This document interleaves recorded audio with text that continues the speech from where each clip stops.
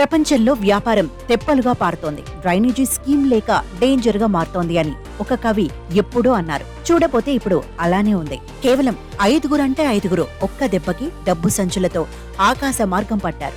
ఇక పేదవాళ్లు ఆకలి నుంచి తేరుకోవాలి అంటే 200 ఏళ్లు పడుతుంది. ప్రపంచంలో అత్యంత ధనవంతులైన తొలి 5 నికర సంపద 2020 తర్వాత రెండింతలకు పైగా పెరిగినట్లు ఆక్స్ఫామ్ నివేదిక వెల్లడించింది.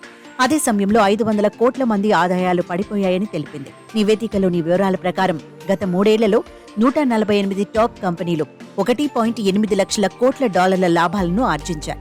ఏటా సగటున 52% వృద్ధి నమోదైంది. మరోవైపు లక్షలాది మంది ఉద్యోగుల వేతనాలు తగ్గడం గమనార్హం. ప్రపంచవ్యాప్తంగా ఉన్న ఆర్థిక అంతరాలను వివరిస్తూ ప్రపంచ ఆర్థిక వేదిక వార్షిక సదస్సుకు ముందు ఆక్స్ఫామ్ సోమవారం ఇనీక్వాలిటీ ఇంక్ పేరిట నివేదికను విడుదల చేసింది. ప్రపంచంలోని 96 ప్రధాన కంపెనీలు ఆర్జిస్తున్న ప్రతి $100 లాభంలో $82 సంపన్న వాటాదారులకే చెందుతున్నాయి. ప్రపంచంలోని బిలియనీర్లు 2020తో పోలిస్తే $3.3 ట్రిలియన్ అదనపు సంపదను పోగేసుకున్నారు. తొలి 10 అతిపెద్ద కంపెనీల్లో 7 ఒక బిలియనీర్ సీఈఓ లేదా ప్రధాన వాటాదారుడిగా ఉన్నారు.